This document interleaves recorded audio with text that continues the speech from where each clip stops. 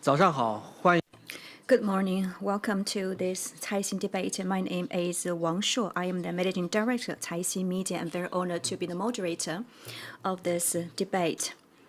And all the discussion will be conducted in English. editor of Caixin Media, and we are going to discuss One Belt, One Road, the global implications. It's a key issue with systematic impacts across the international economic integration process. Today we have very distinguished speakers. To my left is Danny Alexander, and he is the Vice President and the Corporate Secretary of AIIB, Asian Infrastructure Investment Bank. To his left is Mr. Zhang Tao. He's a Deputy Managing Director of IMF. In the middle is Minister An Sim. She's a Senior Minister of Singapore, overseeing Ministry of Culture, Community and Youth, and also Ministry of Trade and Industry. To the further left is Holt Peters. He's a senior advisor to UPS Asia Pacific and incoming UPS China president. Last but not least, Minister Ahsan Iqbal. He's a Minister of Planning and Development of Pakistan. Welcome. Thank you for coming. We know that the key to the Belt and Road Initiative is connectivity.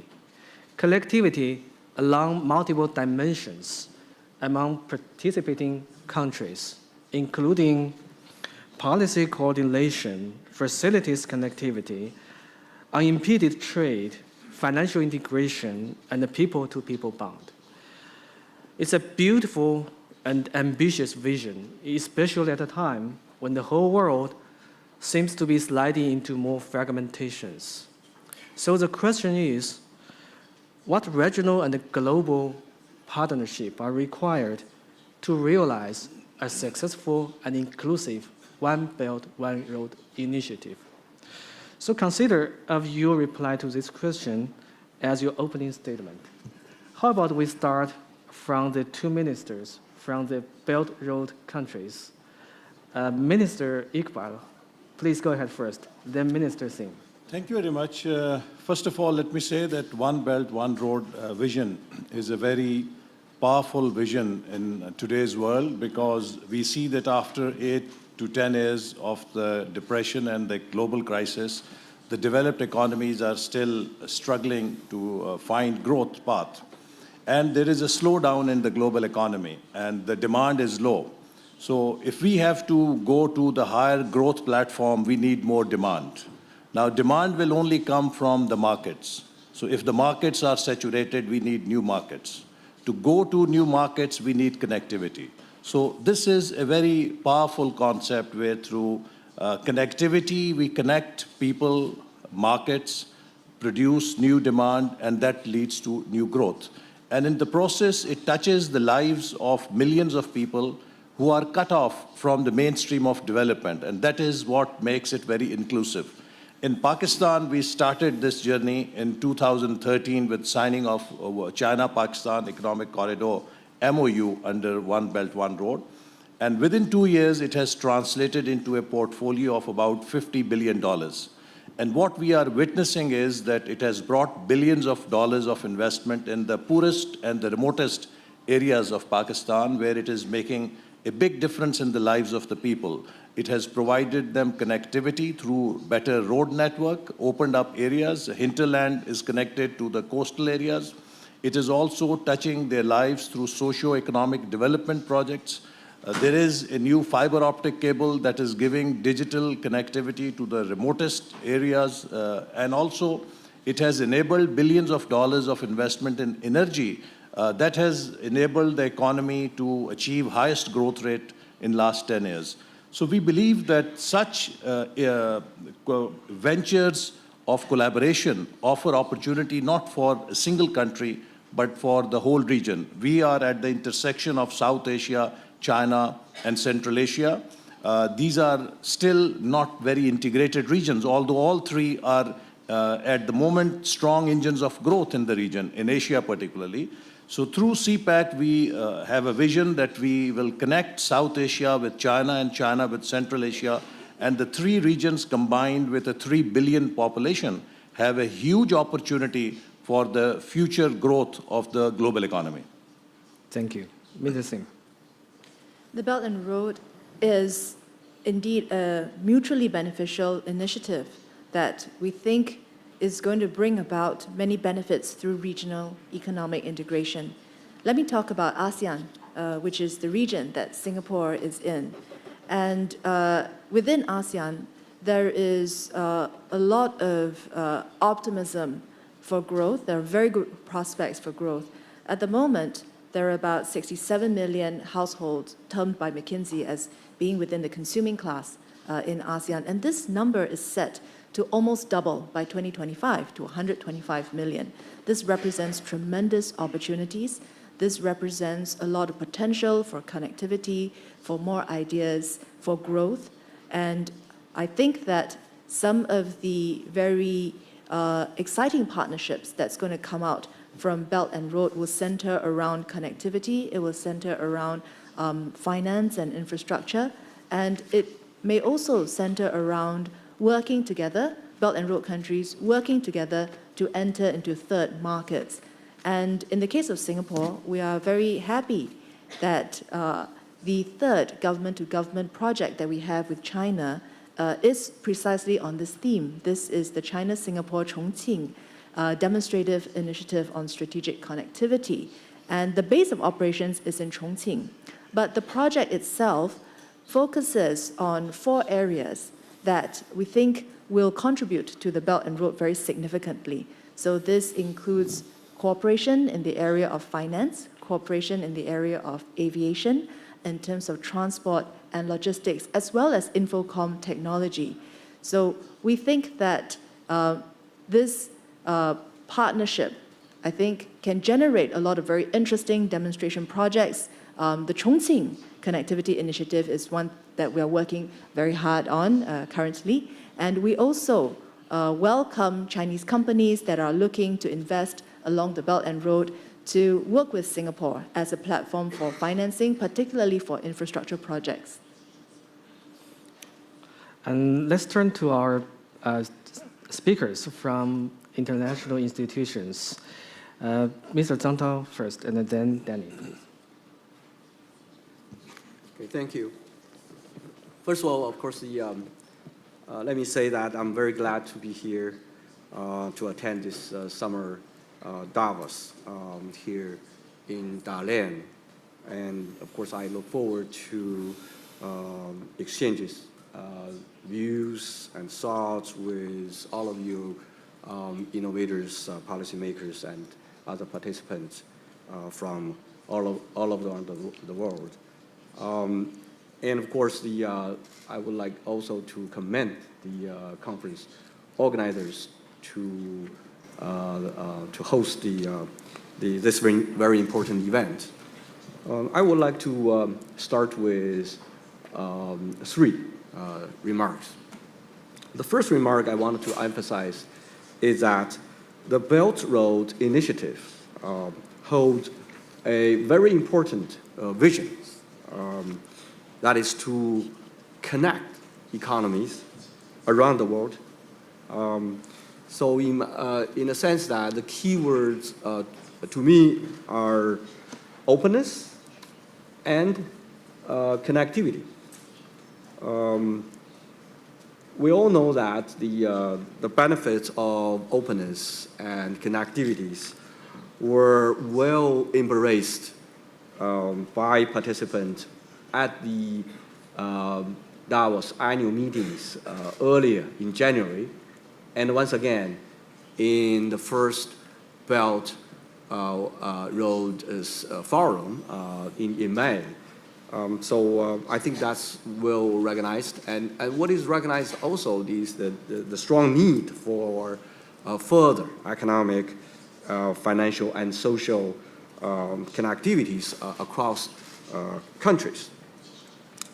And this, of course, include very importantly, the financial connectivities, which I'm come back later on.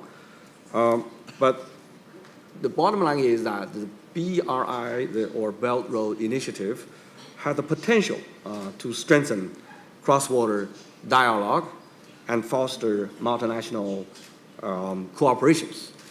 And to many of us, this is very important in today's increasingly interconnected world. And this is, we should say, even more important than ever in the next few years and decades. The second remarks I want to say is that now the question is how to best and fully reap the benefits of this Belt Road initiatives. From the IMF perspectives, two issues are critical. Number one, we will try to get macroeconomic policies right in the first place. Why? Because right macroeconomic policies means a sound and stable policy environment that will help and strengthen business confidence, foster business activities, and support demand for cross-border business transactions. And we all know that this is backbones of the economic growth. And two, infrastructure project is of fundamental importance. We all know that. And we also know management of these infrastructure projects, particularly cross-border infrastructure projects, can be a tremendously challenging. So this required a very good governance that will have to make sure all of these infrastructure projects are financially viable, or that the recipient countries have adequate institutional and management capacities to manage them. So these are very much important. So the third and final remarks I would like to make is that we at the IMF has shown over many decades that we can act as a catalyst for investment. And of course, we provide our policy advice, we provide financial resources, we also provide capacity development through our training and technical assistance. And just last month, we worked closely with the People's Bank of China. We made an announcement at the Belt Road Forum in May that we established a new China IMF Capacity Development Center. And one of the Capacity Development Center's facilities is located right here in Dalian. So I recall we also had another training and capacity development center in Singapore as well. So these are the effort we try to work with our membership countries, and our hope is by working with our memberships, including, of course, countries like China and Singapore, Pakistan, and so forth around the regions, we will try to maximize the benefits of this Belt Road Initiative. Let me stop here for the moment. Thank you, Zhang Tao. Danny. Thank you, Wang Shuo, and thank you very much for putting on this panel. Let me start by saying One Belt, One Road is a very important initiative and vision. It's not just about infrastructure connectivity, but about building connectivity to support mutually beneficial economic development more widely. But as the AIIB was set up last year specifically to focus on investing in infrastructure projects in Asia, I'll refer to that. What is the relationship between the AIIB and One Belt, One Road? Well, alongside 5 other multilateral development banks, at the Belt and Road Forum for International Cooperation in May, we signed a memorandum of understanding with the World Bank, with the European Bank for Reconstruction and Development, the ADB, and others to cooperate on implementing the Belt and Road Initiative. And so there is a natural alignment between the AIIB and One Belt, One Road. We're partners. But it's also important to say that the AIIB is an independent, international financial institutions that invest in projects to support our members. All of our members have, like China, plans to encourage infrastructure investment in their own countries or amongst their neighborhood. All can submit projects to the AIIB, and we will decide on which projects we invest in, independent of whether it's associated with One Belt, One Road or not, but according to our own standards and strategies. But turning to your question about partnerships to implement these visions, let me just suggest three. Firstly, of course, and obviously, it requires partnerships between countries. In the AIIB's case, we were set up with 57 founding member countries. During the course of this year, we've agreed to admit 23 more members, including some in Latin America and Africa, as well as in Asia and Europe. So there'll be 80 members within the institution, and that's particularly important where you're considering cross-border investment projects. Secondly, partnerships between international financial institutions, because the scale of this challenge that One Belt, One Road, the AIIB, and other initiatives like CPEC are trying to address is simply huge, and so collaboration is key. From the AIIB's point of view, we've already co-financed many projects with the World Bank, with the ADB, and others. We have very similar standards in terms of environmental and social and procurement policies, but also the partnership is crucial to implement global agreements. For example, the Paris Agreement on climate change. All of the members of the AIIB remain committed to the Paris Agreement, and sustainable infrastructure is a very high priority for our bank, and indeed crucial, I think, for all the countries to ensure green growth in Asia. And then lastly, let me say the partnership with the private sector is absolutely crucial to making a success of these strategies. According to some recent work by McKinsey, the financing gap for infrastructure in Asia over the next 15 years, $21 trillion. That is beyond the capacity of governments, of international financial institutions alone. And so mobilizing private sector investment for infrastructure in Asia will be absolutely crucial. And so mobilizing private sector resources is a key strategic objective for the AIIB and for other international financial institutions and for many governments in the region, and it should be a key part of One Belt, One Road as well. And as a colleague from the IMF said, this also means having very good projects, it means having very high standards, it means being able to mobilize private sector resources in a way that they can have confidence in their investments. So partnerships with countries, with IFIs, and with private sector are all vital. And this is important because the success of these strategies to invest in infrastructure and promote connectivity will be absolutely key in determining the prosperity of Asia over the next 15, 20, 25 years, will be key in terms of seeing how international economic integration continues, and will be key to tackling climate change as well. So the stakes are very high, and so it matters that we work together in partnership to make these ideas a success. Thank you. Thank you, Danny. Minister Iqbal, you just mentioned the China-Pakistan Economic Corridor. It's a giant project, and I would argue that it also embodies the whole initiative. There are a lot of hope, there are a lot of benefits, but also a lot of challenges. The corridor travels a lot of area, challenging terrain. So what could be done to push this project even further down the road? I think when you implement a project of this size, there are a number of challenges which have to be addressed. And I would say that there are actually many gaps that we have to proactively address.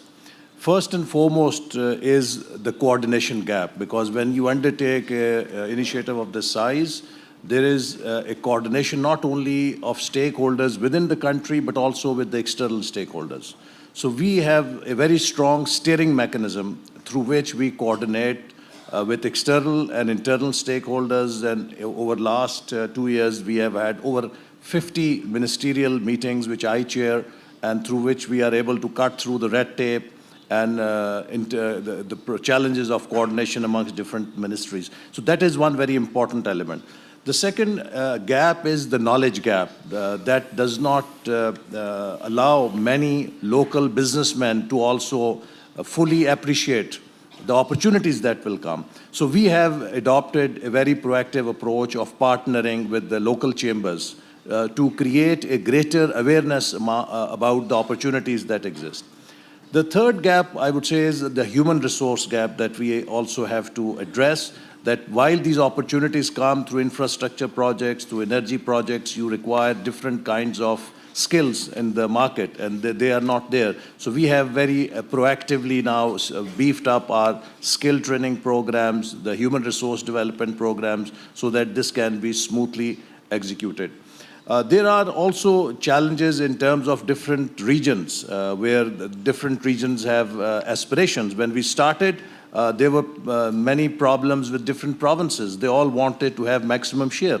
So again, we had a very inclusive approach wherein we brought every region into it and showed them that how these fundamental infrastructure projects will bring dividends to everyone. And now there is complete unity, harmony. Actually, every region is now competing with other regions to have greater opportunities in one belt, one road. So having open information, having better coordination, making sure that human resource does not impede the progress of the work, and taking everyone along, I think, provide good opportunities for effective implementation. And lastly, I would also like to emphasize it's not just the economic links, it is also people-to-people links that as a result of this initiative are giving us new opportunities. For example, Chinese language has now become the most important, second most important, and the most sought-after language program in Pakistan. So it is, a fashion. Everyone wants to learn Chinese language.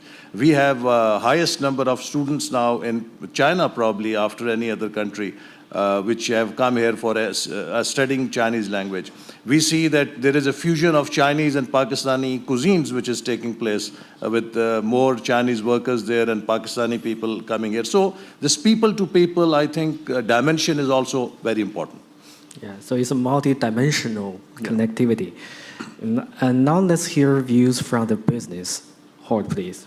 I was afraid that we have a Belt and Road Initiative without business, which might not be totally successful. As UPS, we've been following and participating in the Belt and Road Initiative as a global leader in transportation and logistics and a facilitator of global trade. I would like to commend China on their vision to connect Asia to Middle East, Africa, and Europe. When you look at the participating BRI countries, you see that a number of them is highly landlocked. And we feel that investing in infrastructure and subsequently infrastructure networks and logistics networks will help to lower transportation costs overall and reduce time in transit, which will bring the benefits of cross-border trade and globalization to the local economies. I think most of you have heard these numbers, but I'm going to repeat them nevertheless because they're astonishing. BRI countries in total have 30% of the world's GDP, have 70% of the world's population, have 36% of the manufacturing trade, and I think the bilateral trade between the BRI countries already totals $962 billion. Just to put that in perspective, that is the total GDP of Singapore, Vietnam, Peru, Kuwait, and New Zealand combined. Or, to give another example, slightly less than Mexico as a whole. For us, BRI is here and now. In our first quarter earnings call with our investors, we let them know that China export volume grew with an astonishing 30%. And in a broader perspective, Asian-Pacific volumes grew with 10%. For me, it clearly underlines the need, but also the opportunity to further connect Asian-Pacific to the rest of the world. We as a company already see in the development of our networks that there's a close alignment with BRI. We've added very recently 6 stations to our multimodal rail service network between China and Europe, which enables customers and manufacturers in China, a city like Chongqing or Wuhan, to directly ship to cities in Poland like Lodz or Warsaw, or further beyond to Duisburg and Hamburg in Germany, and from there to the rest of Europe. What we hear from our customers is that comes with significant reduction in time in transit and or in cost, up to 65%. I want to leave you with one experience that we have as a company. Every successful trade agreement leads to an increase of more than 20% in our express volume. So it's worthwhile pursuing. Thank you, Howard. Zhang Tao and Danny, financial collectivity is a very important part of the initiative. But along the Belt and Road countries, they are actually at very different stages of financial sophistication and development. So what kind of innovation in finance arrangement are needed to promote the financial connectivity and the financial inclusiveness among these countries? Zhang Tao first, and then Danny. Thank you. Thank you. That's a very good question. Let me first say that financial connectivity is one of the main pillars of the Belt Road initiatives. There are a couple of reasons behind it. Let me explain a little bit from my perspectives. The first one is we all know that the greater intra and inter-regional linkages among financial institutions and capital markets are necessary or necessary conditions for developing a growth supportive trade sectors. So in a sense, it's what for the trade sectors, this is the necessary conditions. And second, the enhanced financial connectivity can promote cross-border investment and increase financial market liquidities, reduce the cost of capital, and improve capital allocation. So these are how the market mechanism works. So most of the people understand that. More importantly, coming to aspect that if you have a strengthened financial connectivities through technology, for example, through fintech, we have observed in most recent years that can promote financial inclusions. Here's come to the question you raised. How we can do it? This is will improve the provisions of the access to financial services for those people who normally cannot have these financial services, so-called unbanked populations, in many of the developing countries along the Belt and Road. And of course, we can explain a little bit more how that can be happened. For example, we normally find that the access to cross-border payment technology and the payment system has been approved for particularly low-income households. So, and of course, if people can work together by putting in place the financial literacy programs to those, normally unbanked population, that will also help them to get access to financial services. And of course, you see many countries nowadays, not only in this area, but also in Africa, Tanzania, Uganda, Kenya. They all have this, quite rapidly developed so-called mobile banking system.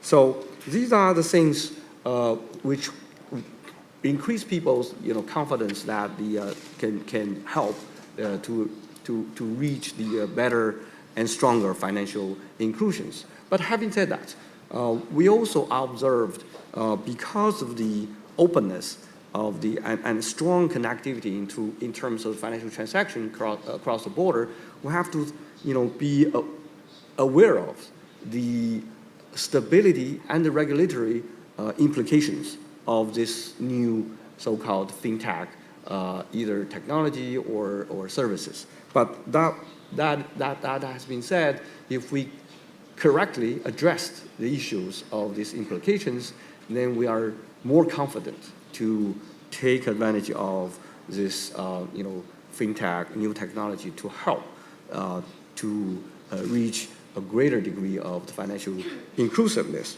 I can go on. Of course, there are other advantages, but again, all the things have the issues to be concerned. In other words, to maximize the benefits of all these financial connectivities, we have to be mindful that there are some risks or challenges we have to to address. What are these? I think I'll give you an example, just name a few.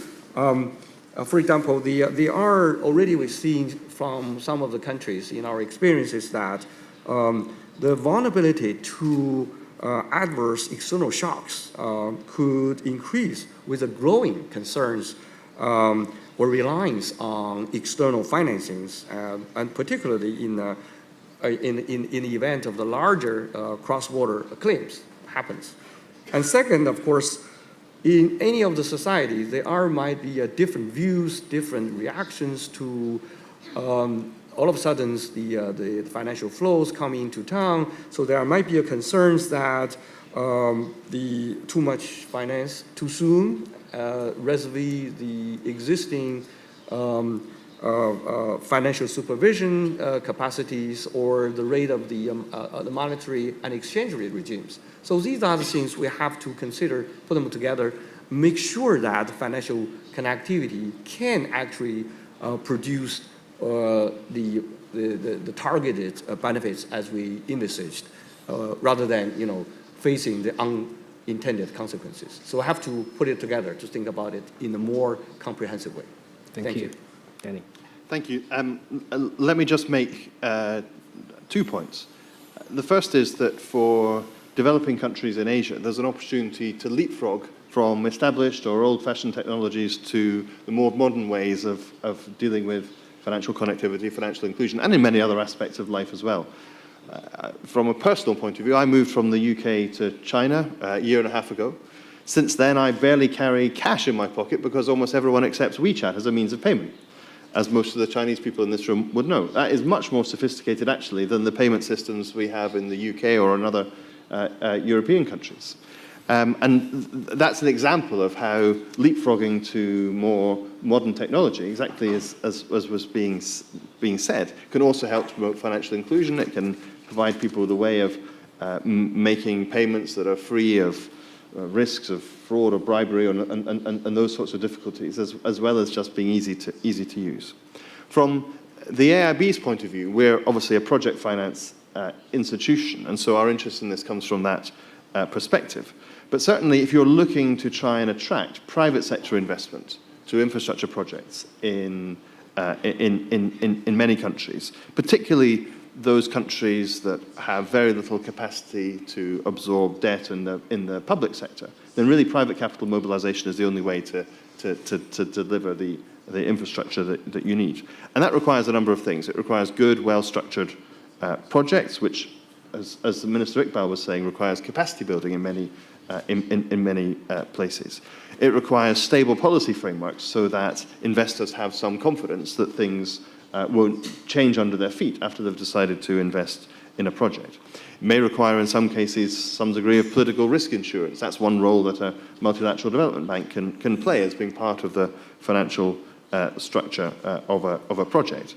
And just to say, from the AIB's point of view, we're still an institution in our relatively early stage of thinking on this matter. We're working very closely with the private sector to try and determine what are the most useful roles that our institution can play, what are the right products that we can develop to really help to encourage more private sector investment into infrastructure in developing countries in Asia and across not just the One Belt, One Road, but far beyond.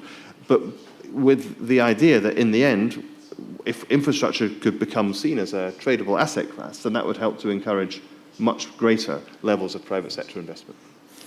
Thank you, Danny. We are talking about innovation, but to be honest, no innovation will have meaningful impact without first thinking about policy coordination among countries first. So I have a question for two ministers. So just give me your wild thinking. How do you envision the future innovation in this area, this policy coordination among different governments in the Belt and Road Initiative? Minister Sim first, please. Well, in the case of Singapore, I would say that we value having frameworks, but at the same time, we also see the value of moving ahead with experiments and also moving ahead with demonstration projects. So I think in this connection, what we are working on right now in terms of the Chongqing Connectivity Initiative, we hope will bring value to the Belt and Road. Let me explain a little bit about the role that we hope to be able to play in Belt and Road. At the moment, investments from Singapore account for about 85% of all investments from Belt and Road countries into China. And China's investments to Singapore account for nearly 1/3 of its investments into all Belt and Road countries. So we are very actively involved in Belt and Road, and we think that, for instance, some of the innovations that could come out from the Chongqing Connectivity Initiative involves the Southern Transport Corridor. We envisage a Southern Transport Corridor from Chongqing through Guangxi into Southeast Asia and to Singapore. And this is a transport corridor that can join up both the Belt and Road and make innovations in terms of transport and logistics. And I think this is one way in which we can strengthen the content of Belt and Road. So at the same time, we are already seeing a very good progress in terms of the aviation links as well as the financing links that are coming out from this particular project. And just to respond to the points that Mr. Zhang Tao and Sir Danny were making about financing, indeed, we think that to make financing for infrastructure very successful, you need to have a combination of very good knowledge of the markets along the Belt and Road. You need to have expertise that are able to help assess risks and also to bring together various financing partners, and also hopefully a good collaboration network with our multilateral development banks. And these are the factors that Singapore hopes will be able to present a very compelling case for investors that wish to engage in infrastructure financing as part of the Belt and Road Initiative. Thank you. Minister Iqbal, please. Well, I would say that in terms of implementation and how to innovate for good, speedy results, first and foremost, I think, is what holds true for any change management success. It is the ownership and support of the top leadership. It is absolutely necessary that the highest level support and ownership should be very visible and clear. In our case, it is the Prime Minister who has been personally championing the program, has been supervising, and at the ministerial level, I champion it. And that makes it very easy to break the red tape and put things on a fast track. The second important lesson from our experience is that governments have their limitations. Governments alone cannot undertake such big projects. So we have to open up and provide opportunities for private sector, for academia, research institutions, for civil society to also come in, and how can we create these collaborative spaces where we can pick up the brains from different sectors and have a collective wisdom to really maximize the value. I would also say that we also need to come out of the old straitjacket of looking at it as some kind of a development, cheap, concessional financing mode.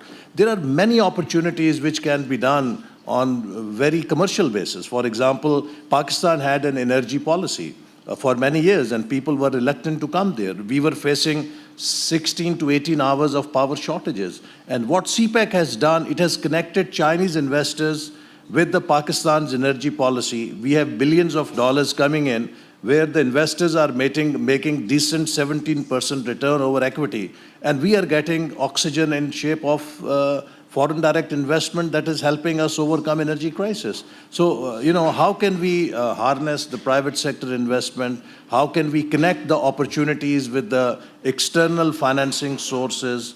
So it should not just be seen as some kind of a development project which will require government-to-government intervention only. I think there are many opportunities which can be harnessed by connecting markets with the external financing in private sector mode and public-private partnership mode, and that will give more value. Thank you. Howard, we have heard so many insights, ideas, good ideas, and visions from our fellow speakers. But you are different. You are a businessman. You are result-driven. So what would you, and in a way, you are a customer to the whole initiative. So what would you ask for? What kind of concrete results, 1, 2, 3, you ask for coming out of this initiative in the not so distant future? Thank you. So let me be the voice of customer. I'm not necessarily the big multinationals who are well represented at the World Economic Forum already, but the voice of the SMEs. I think Premier Li yesterday in his opening speech gave us an astonishing number. Every year in China only 3 million SMEs are being established. For an SME to grow, you would like to have access to the global market. And to have access to the global market, you need to grow. And growth requires capital. And I think we have a number of people in the panel that can speak to that. The last thing you want to have as an SME is to have your working capital tied into inventory, and let alone into in-transit inventory. So my request would be to ensure that with the Belt and Road Initiative and the partnerships that are established or will be established, that we continue to serve the interests of the SMEs. It would be a shame if we have all this infrastructure being established, creating fast access into countries like Pakistan or Singapore, and then seeing goods stuck at borders. So for me, the request would be to combine both infrastructure with trade facilitation. Only when we combine the two, we'll be successful in the future. Thank you, Howard. And now the discussion is open to the floor. So if you have any question, please raise your hand, ask your question, and identify the speaker you want to address this question to. And please ask a question. Don't make a statement, and especially don't make a long statement, please. Okay, the gentleman over there, the first aisle. Yeah, over there. Hi, Li Wei from Caixin. So a question on financing for Mr. Zhang Tao and Minister. So there is a question of financing, which is key. There is both a concern domestically and internationally for, say, China doling out money on many of the, say, financing initiatives. I'm wondering, on the Chinese side, how, say, PBOC and other Chinese ministries, together with the help of IMF, balance this giving, say, assistance or commercial financing to these countries, and also preserve kind of domestic macroeconomic prudence. And also on the Pakistan side, there is internationally concern about debt sustainability, the capacity to absorb kind of soft loans. So how do you look at your capacity at the moment, and how do you strengthen your attractiveness to private sector investment, as you just mentioned briefly, I think. Thanks. Zhang Tao, please. Okay. Thank you for your question. I'm not speaking for Chinese counterparts, authorities, but your questions, if I read it correctly, is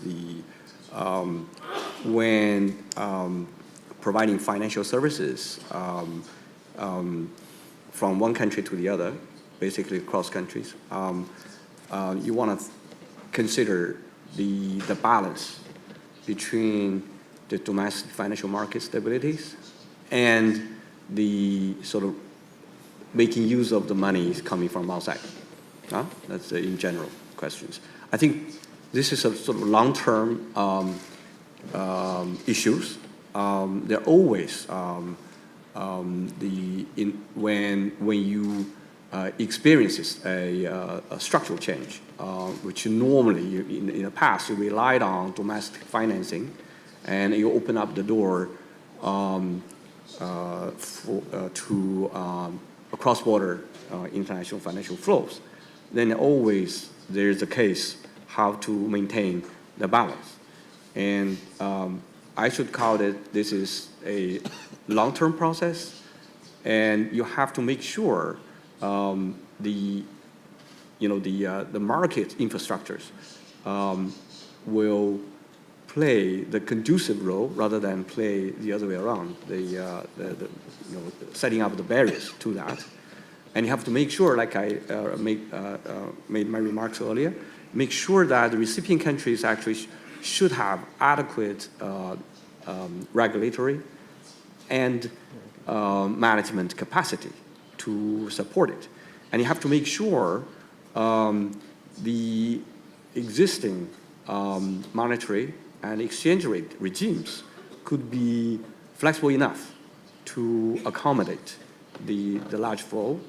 And more importantly, of course, the recipient country have to make sure on the macroeconomics front, the financial, the incoming flow would not jeopardize the financial or macroeconomic stabilities.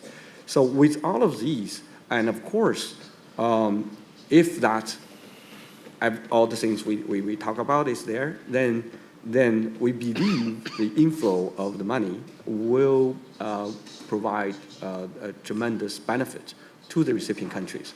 So we're talking about here is, yes, the concept, in terms of the concept, in terms of the beliefs, the openness, financial connectivities, is a good thing to do. But, and you need to address some of the issues which I just outlined a moment ago, in order to reap and fully reap or reap more effectively of the benefit while addressing the risks associated with the flows. Thank you, Minister. Well, I think the first and foremost is, as Mr. Zhang Tao also mentioned in his opening remarks, that host countries have to attend to macroeconomic stability. If you do not have macroeconomic stability, these opportunities will have very limited potential to contribute. In 2013, when we came into government, our deficit of the budget was over 9%. And in 3 years, we have cut it down to less than 4.5%, more than half. 3 years ago, the reserves were dwindling around $10 to $12 billion. Today, they are $22 to $23 billion. They have more than doubled. 3 years ago, the tax to GDP ratio had dropped to less than 9%. Today, it is almost 10.5%. So we have tried to address the resource mobilization through tax collection, cut down the deficits, brought stability, the reserves have improved. So that, I think, provides us the platform on which we can move forward. Similarly, the debt to GDP ratio, instead of increasing, has decreased. It is less than 60%, which was about 62% 3 years ago. So therefore, with strong macroeconomic fundamentals, we don't have any fear of debt sustainability. And also, we have recently achieved 5.3% growth rate, which is highest in last 10 years. So if we continue on 6 to 7% growth platform, we will be very comfortable meeting these obligations. Now, in terms of private sector investment, I think Pakistan is a 200 million population, 2/3 is young population, 70 million plus is middle class. Now, there are not too many European countries with that kind of, size. All these people want to have good quality of life. There is no private sector which has a global ambition can just ignore to overlook this market potential. So we are very attractive with this macroeconomic stability, and CPEC, which is addressing two bottlenecks, energy and infrastructure. All these investments are going into opening up the infrastructure and the energy bottlenecks. We are seeing that now new investment is beginning to come. Recently, a Dutch company made an acquisition of more than $400 million into a Pakistani company. Now, if CPEC was not there, I don't think that this would have taken place because, all this investment is bringing health to the economy and giving people greater confidence in the future opportunities. We are seeing many automakers now. Fiat is coming and setting up a plant in Pakistan. Many Chinese automobile companies are coming in outside the scope of CPEC. So the private sector is coming in with a very liberal investment policy we have. There are no restrictions on remittance of dividends. So I think we will see more and more of private sector investment come in because there are huge gaps still where private sector can come and fill those opportunities with the fundamentals that exist in Pakistan. The gentleman over there. Thank you. My name is Jingwei Jia. I'm from Swiss Re Corporate Solutions. We're an insurance company offering all kinds of insurance solutions for the One Belt One Road. We actually work with the AIB right now. My question is on the private sector investment. I think you all mentioned about you asking or you hope there'll be more private sector investment. But when do you think that will actually happen more and more? Because I think the people need to feel the change. At the beginning of the One Belt One Road is about infrastructure, it's about transportation. And then you will see probably more trade happening. And then people will see the real benefit to their individual life, the standard of life will get improved. So I'm just asking the panel, when do you think that people will see the benefit and you see the more private sector joining in? It's going to be 2-3 years from now, or it's going to be 5 to 10 years? I'm sorry, we may not have time for the whole panel to answer this question. So please address this question to one speaker. Which one? Okay, please. I think I can't speak for the whole panel, but I will on this occasion. No, I think you're already seeing it happen, actually. I mean, certainly from the AIB's point of view, we're seeing a lot of private sector sponsored projects coming forward in many countries around Asia. A couple of weeks ago, we agreed our first private equity investment in a fund in India, which will mobilize an awful lot of private sector capital. But I think it varies from country to country, basically going back to the issues that have been raised by other panelists to do with macroeconomic stability, to do with the stability of policy frameworks, to do with the capacity of those countries to deal with private sector investors. And so one challenge is to, which is, for all of us on the panel, is to try and make sure that the right environment exists in all of the member countries to enable private capital to be mobilized to the level it needs to be to turn what are very, very, very ambitious goals, with a huge financing gap between the ambition and the reality, to turn those goals into a reality over the next 10 to 20 years. And may I just say one word? Sure. I think the benefit just go like instant coffee. There are instant benefits. When the energy power project is completed, when the power shortage is reduced from 16 hours to 6 hours, people can run their businesses, they can work more hours, their incomes are secure, their schools are better, their hospitals are better, and it touches their life. When a road is open in, for example, Quetta to Gwadar, where it used to take 2 hours to travel, and now they travel in 8 hours, and some of the remotest areas have access to markets, have access to fertilizer, have access to better supplies. Their agriculture productivity is going up. It's an instant benefit. So openness, connectivity, energy, this is all bringing instant benefits to people. It touches their life.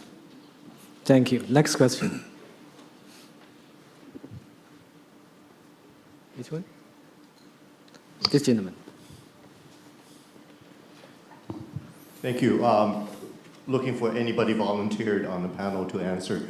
My name is Michael Wong from international law firm Baker McKenzie. So forgive me for being a lawyer asking sort of an annoying question. It is a massive project with massive opportunities, but variously with all these different players, you're going to have some differences of opinion, some conflicts that arise in connection. Is your institutional framework of how do you resolve differences whenever you have individual agreements and all that, or is that sort of left ad hoc to the various players as we go along? Since we have only 3 minutes left, so I will use my privilege as moderator to pick just one speaker to answer your question. Minister Sim, how about you answer this question? Well, actually, I was thinking that because our two speakers from international institutions have been talking quite a lot about framework, that this might be a good opportunity for them to elaborate on their views. Okay, good point. There's democracy here, so I will concede. So, Zhang Tao, please. Okay, I can, very briefly, we have this dispute settlement system around the world. For example, WTO is one. And certainly people have a complaint or views on the practice. But I think generally, that's what we observed at this stage. We have the multilateral international system, including the one like represented by WTO, working on the trade, for example, the settlement. And that's, I think, right now, that's the best way we go. And that certainly will also apply to the whatever involved here in the BRI, the project or activities. I don't think we are sort of searching for some things which is vacant. It's there. Yeah. Daniel, would you just add a quick point?